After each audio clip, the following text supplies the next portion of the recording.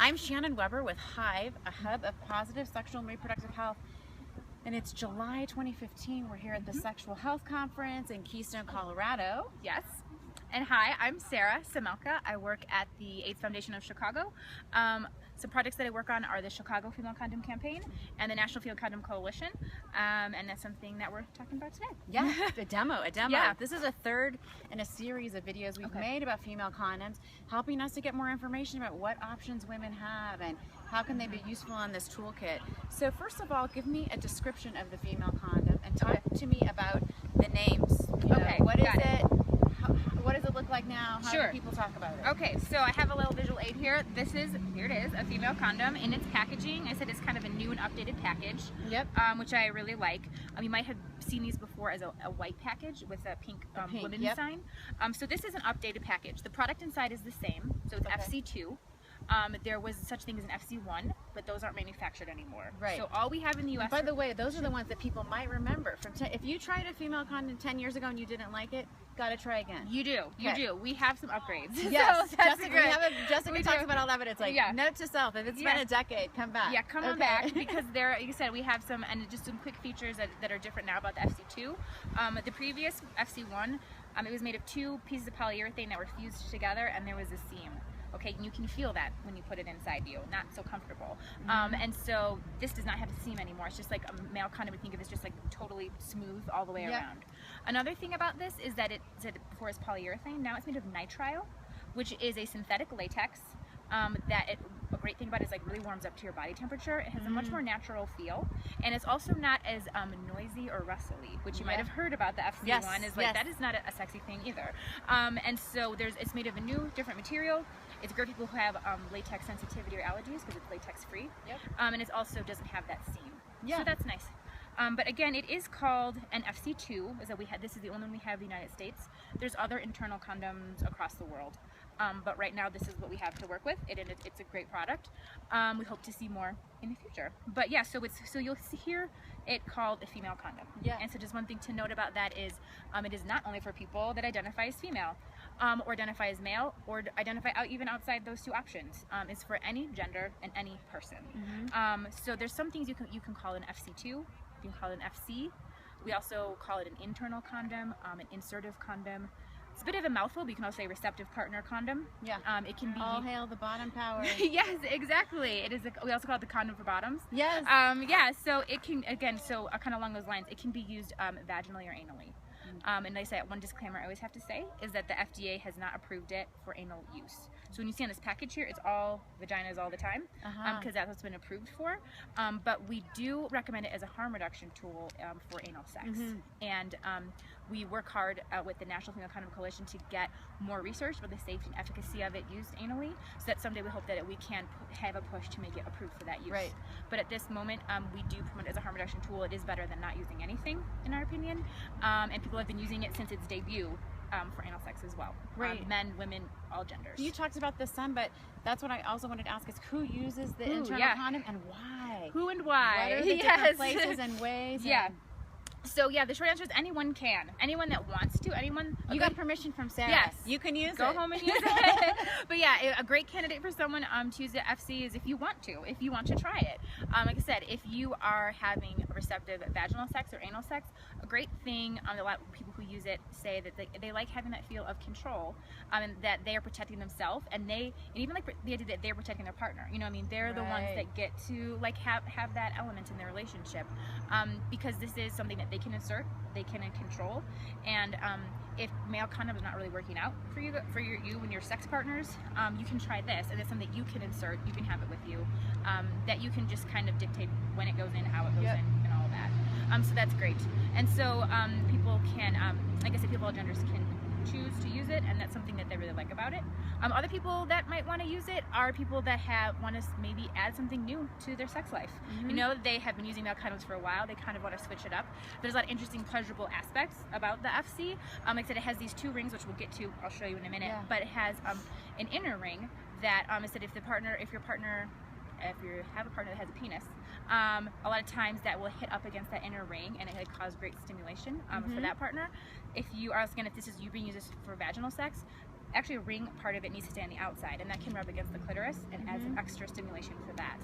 This also, like I said, this nitrile warms up to the body temperature. It's a lot more of a natural feel. Yeah. It doesn't feel like there's something tight on your penis that you have to like roll on that's like restrictive. It feels a lot more just kind of like you're just inserting your penis or a sex toy just like into the person's body. It doesn't feel like there has to be something like restricted. Yeah. So that's like another nice thing too.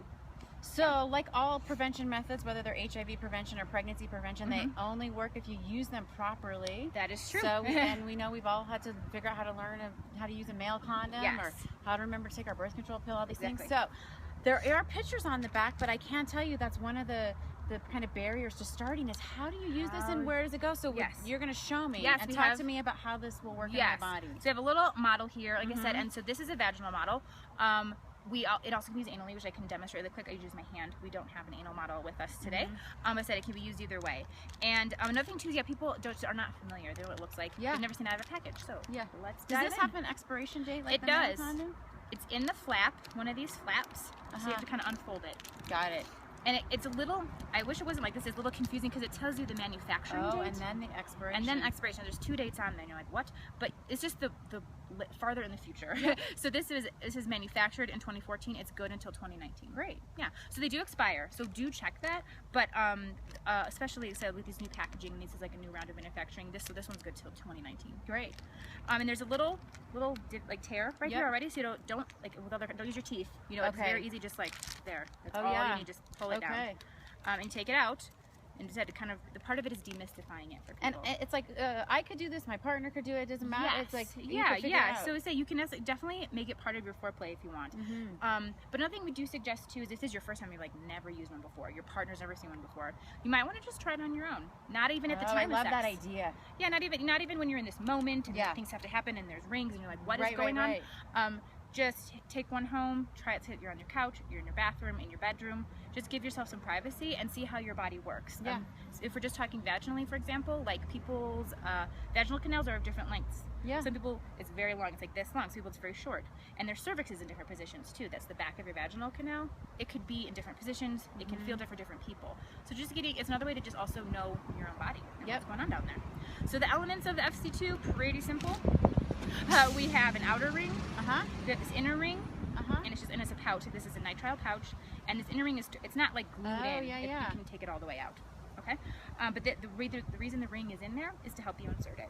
Okay. So we'll get to that. And also this is pre-lubricated because it's very slippery. But you're a big fan of more lube. I am. I'm lube all the time. Okay. It's good because it helps insert it. And there's actually also lube on the inside, and that helps again a penis move in and out more freely. So we'll talk about that a little bit more, but so it's pre-lubed. You can add more lube if you want. I recommend it.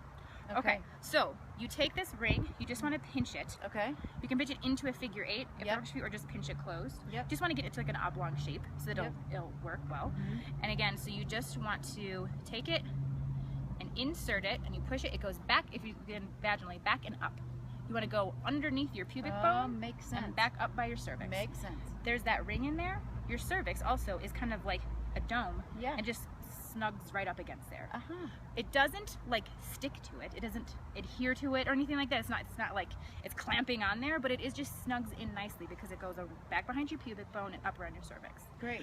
You want to take a different finger. So I inserted it with these 2 fingers. Take a different finger and just kind of make sure it's all smooth around the edges, that the ring has like unfolded, and it will pop back into a circle, and that circle goes up around your cervix. Perfect. And then important thing to remember, this needs to remain on the outside, the outer ring. But how do you check that? So how do you check that this stays outside? Yeah, because I mean you can have the same problem with the male condom. You can, so you want to make sure that so when your partner is inserting either a penis or a dildo or a sex toy, something that can help is just you or your partner can just go like this with your fingers and just make sure that it's around the opening when you first insert it. So they make sure that because what you want to make sure is the penis, I said, or toy is going inside. Because something that can happen, and that does happen, and it's not the end of the world, but this could happen. So now it's half in, half out. Okay, not good. Because now, like I said, the ejaculate or any pre-cum or anything is mixing around in with your vaginal fluid. And then, so what do I do if that happens? So if this happens, like I said, don't freak out. All you have to do is just pull the rest of this out. You just twist it like this so any fluid that's in there will stay in there. It comes right out. It's not stuck in there. It's you just pull it out. It'll come out easily, and just start again with a new one. And so this is one-time use. Yes. one and done. Also, thing to note: don't ever use it as the same time as a male condom. It's not double the protection. It's actually less, because if you have a male condom on a penis, you put it in here, the two condoms will rub together, make a hole, and then you're not protected. Yeah. So just this is, and also said this is a one-time use. So if you use this, you put it in, you use it, have sex, and I said your partner comes, wonderful. That's what sex is for. You take it out. If you want to do it go again, put in a new female condom. Got it. Or if you're going from vaginal to anal, put in a new one too. So you don't want to take this one out and then put it back in your body. It's just one in garbage. Got it. So you want to have a couple on hand. Yeah, I would say so. Yeah, and we like people to take home 3 at first, just 1 to try by yourself. Yeah, and then 2 for when you're with your partner. What other kind of technical difficulties can people run into, and what suggestions do you have? So some people talk about and also just really quickly, for anal sex, it's pretty much the same. Yeah. In the sense that, like I said, so you would pinch the ring closed. Yep. You'd insert it like this. You want this about the same amount outside the body, so about this much outside and you want to cover. And then the same thing about making sure it stays in on place. The outside. Yes. Yeah. For anal sex, you don't need to have the ring in there. So that's the other thing. So if in anal sex you feel like this is not feeling good to have this ring in here, okay, you can take it out. Yeah. Only for anal sex. For vaginal sex, this ring needs to stay in, because remember, it's up by your cervix, and that's what holds it in place. Great. So sometimes people for vaginal sex, like, I'm not feeling that. Does not feel good. It might be that you have not pushed it in far enough, and it's not resting against your cervix. Because if it is, it's kind of when you put in a tampon, when you push it in far enough, like, you're not going to feel it. Right. But if it's not, you can totally feel you're like, it's not right. I don't like that. So people have, and then that, again, like we mentioned before, that sometimes you just feel like it's not good, and then you don't want to try again.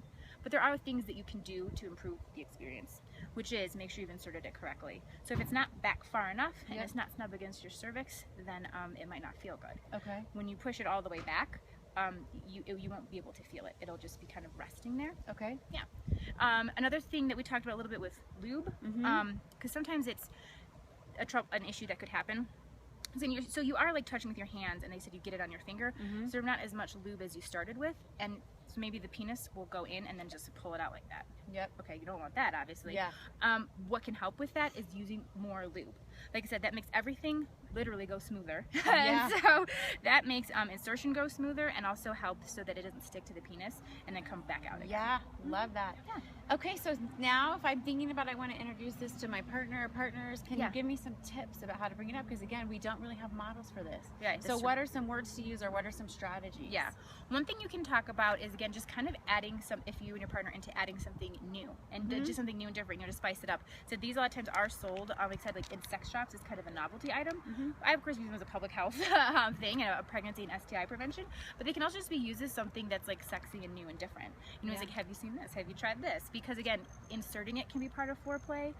Using the rings, like I said, because especially only when you're using for anal sex, you can take this out. Some people use this as a cock ring.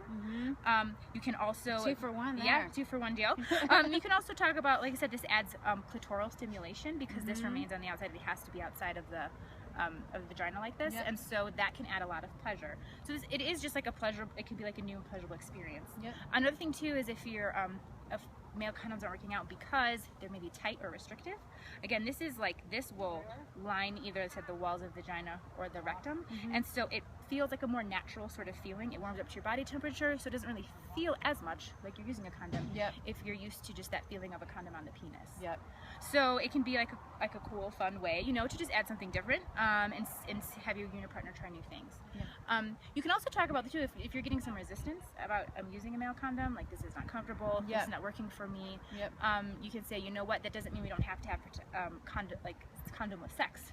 We shouldn't just keep going forward. There's another way to protect ourselves, which could be female condom. So it's it's just like another option, and another way that you can, if you're meeting some resistance, bring something new to the table. Awesome. Yeah. Thank you so much. This was so informative. Great. Yes. Happy to talk about it. Yes. All right.